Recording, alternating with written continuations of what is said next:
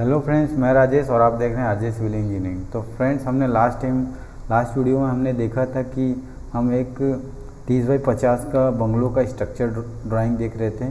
हमने फुटिंग्स की details, columns की डिटेल्स पूरी देखी थी कि कैसा क्या क्या रहता है। ठीक है, तो हम यहाँ पे देख पा रहे हैं कि हमने लास्ट टाइम इस पोर्शन को स्किप कर दिया था क्योंकि काफ़ी लेंदी हो गया था वीडियो। तो अब हम यहाँ पे देखने वाले हैं जो कि हमने ये जितने भी फुटिंग्स है सबको कवर कर दिया था। ये इसका उस वीडियो का ये दूसरा पार्ट है जहाँ पे हम ये वाली फुटिंग को हम कवर करेंगे, ये वाली फुटिंग को हम कवर करेंगे। तो चलिए फ्रेंड, बिना किसी देरी की वीडियो स्टार्ट करते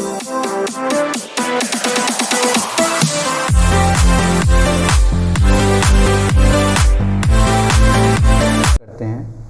तो हम आप यहाँ पे देखते हैं कि ये वाला जो फुटिंग्स है ये कंबाइंड फुटिंग है। ठीक है, बॉक्स फुटिंग है जिसका डिटेल दिया हुआ है। ठीक है, मीन्स बॉक्स फुटिंग है, कंबाइंड फुटिंग मतलब बॉक्स टाइप का फुटिंग है। इसमें 2 कॉलम कंबाइन है, इसमें 2 कॉलम है। ऐसा नहीं है कि जनरली देखने को मिलता है कि हमारा जिस एक फुटिंग में 1 कॉलम रहता है, बट ये फुटिंग है वो अलग ही है, कंबाइन है, जिसमें आपको एक फुटिंग में 2 कॉलम देखने को मिलेंगे। तो यहाँ पे हम देख लेते हैं। तो ये इसका प्लान है। ठीक है, तो ये इसका प्लान है।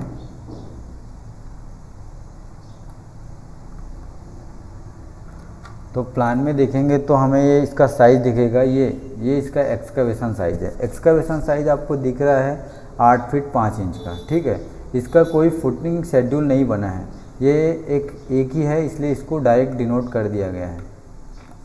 ठीक है, तो 8 फीट 5 इंच ये इसकी एक्सकवेशन साइज़ है। और आप देखेंगे ये जो है ये साइज़ 7 फीट 5 इंच इसकी फुटिंग साइज़ है, जो कि बॉक्स फुटिंग है। ठीक है, यहाँ पे आप देख रहे हैं इस फुटिंग का नाम है दिया हुआ है CF1।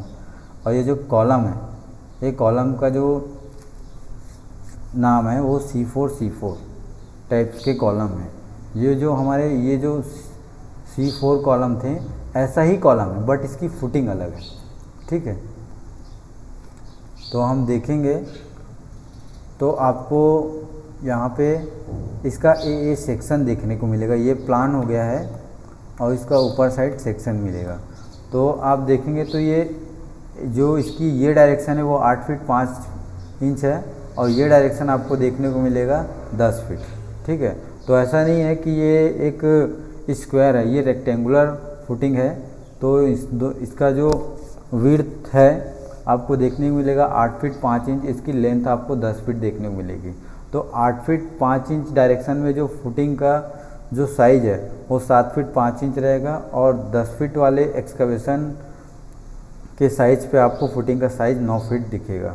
ठीक है, आपको जो फर्स्ट कॉलम का C1 का जो ये सेंटर वाला जो कॉलम है, सेंटर से थोड़ा अलग है, तो इसका जो डिस्टेंस आपको दिखेगा तो यह यहाँ से 3 फुट 8 इंच पे और ठीक है, और यहाँ से आप देखेंगे तो ये हो गया 3 फीट 10 इंच पे। ठीक है, तो इस डिस्टेंस पे आपको ये वाला कॉलम का पोजीशन मिलेगा और ये वाले कॉलम का पोजीशन इस फुटिंग के लास्ट पोर्शन से चिपक के रहेगा, जिसका ये जो डिस्टेंस है ये तो इस डायरेक्शन से जो डिस्टेंस है वो 3 फीट 10 इंच ही रहेगा। ठीक है, तो अब हम देख लेते हैं इसका रिइंफोर्समेंट डिटेल कि कैसा कैसा क्या रहेगा। तो आप देख रहे हैं ये आपका ए सेक्शन है, यहाँ से आपका सेक्शन कटा हुआ है, तो आपको यहाँ से दिखेगा कि कॉलम में क्या क्या है। तो इस कॉलम का, इस फुटिंग का जो डेप्थ है वो भी 7 फीट 6 इंच ही जा रहा है। जैसे इस फुटिंग का डेप्थ गया था 7 फीट 6 इंच, तो डेप्थ में कोई अंतर नहीं है ट्रापेजोइडल और बॉक्स फुटिंग का। ये आपका नेचुरल ग्राउंड लेवल है, NGL बोलते हैं इसको। तो यहाँ पे आप देखेंगे कि ये आपकी 6 इंच की PCC दी हुई है, जैसे प्रीवियस फुटिंग में दिया हुआ था 6 इंच का ही PCC था बेसमेंट। उसके बाद आप देखेंगे ये जो बॉक्स फुटिंग है उसकी जो हाइट है आपको मिल रही है 1 फीट 6 इंच, यहाँ पे दिया हुआ है डिज़ाइनर ने। ठीक है, और यहाँ पे आप देखेंगे तो आपको देखने को मिलेगा कि यहाँ पे डबल जाली दिख रही होगी आपको। ये देखिए, ये ऊपर है, ये ऊपर एक जाली दिख रही है और ये एक नीचे एक अलग जाली दिख रही है, ठीक है। तो ये डबल जाली बॉक्स फुटिंग है, ठीक है। तो यहाँ पे आप देखेंगे तो कॉलम का डेवलपमेंट लेंथ भी दिया हुआ है 1 फीट 6 इंच, यहाँ से भी 1 फीट 6 इंच है। और ये जो इसकी जाली है डबल मेश है। तो पहले हम बॉटम का देख लेते हैं। बॉटम में जो रिइंफोर्समेंट डिटेल है वो दिया हुआ है, जिसमें 10 mm का जो बार्स है वो लगेगा, वो 4 इंच के स्पेसिंग पे। ये इसके और इसके बीच का जो स्पेसिंग है वो 4 इंच रहेगा बॉटम में, बोथ वे, दोनों डायरेक्शन में, इस डायरेक्शन में भी और इस डायरेक्शन में भी, ठीक है। वैसा ही सेम टू सेम दिया हुआ है, आप देखेंगे तो ये देखिए और ये देखिए, दोनों सेम टू सेम दिया है। मतलब कि टॉप में भी आपका जो रिइंफोर्समेंट डिटेल है वो 10 mm का बार दिया हुआ है, 4 इंच की स्पेसिंग है और बोथ वे दिया है, मतलब दोनों डायरेक्शन में दिया है, इस डायरेक्शन में भी और ये जो आपको बार दिख रहे हैं इस डायरेक्शन में भी, मतलब इस डायरेक्शन में भी और इस डायरेक्शन में भी, एक्स और वाई डायरेक्शन, दोनों डायरेक्शन में, ठीक है। और अब आप देखेंगे तो ये रिंग्स दिया हुआ है, जितने भी टाइस दिया हुआ है और ये मेन बार दिया हुआ है, ठीक है। तो इसका जो कॉलम डिटेल है, ठीक है, तो ये मेन बार है, ये रिइंफोर्समेंट है, ठीक है, C4। तो इसका जो कॉलम का डिटेल है वो कहीं स्पेसिफाई नहीं किया गया है, क्योंकि ये C4 कॉलम ये कंबाइंड फुटिंग का हो, चाहे वो ये ट्राइपोजोइडल शेप का फुटिंग का कॉलम हो, तो ये दोनों का डिटेल जो दिया हुआ है वो सेम दिया हुआ है। तो हमको कुछ नहीं करना है, इसका रिइंफोर्समेंट डिटेल देखने के लिए हमको ये अपना कॉलम का शेड्यूल चेक करना है। तो इसमें दिया हुआ है C4 टाइप का जो कॉलम है उसका जो साइज़ है वो 1 फीट 6 इंच बाई 8 इंच है, ये ग्राउंड फ्लोर में भी और फर्स्ट फ्लोर में भी। फर्स्ट फ्लोर में रेड्यूस होकर ये 1 फीट 3 इंच हो गया है बाई 8 इंच, ठीक है। यहाँ पे भी आपको 16 के 6 बार देखने को मिलेंगे, मेन बार्स हैं।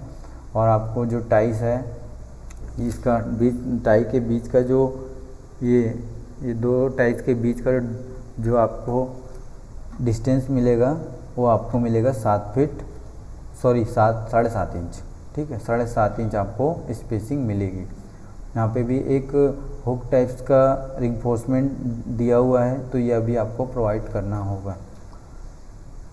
तो ज़्यादा कुछ था नहीं, ये सिंपल था कंबाइंड फुटिंग का पर्पस यही है कि 2 कॉलम ज़्यादा से ज़्यादा नियरेस्ट हो जाते हैं, तो उसके लिए एक अलग सी फुटिंग प्रोवाइड ना करके उसी फुटिंग का साइज एक्सपांड करके उसको दोनों को कंबाइन कर दिया जाता है। तो इसी पर्पस से कंबाइंड फुटिंग दी जाती है। तो आई होप फ्रेंड आपको ये वीडियो अच्छा लगा होगा।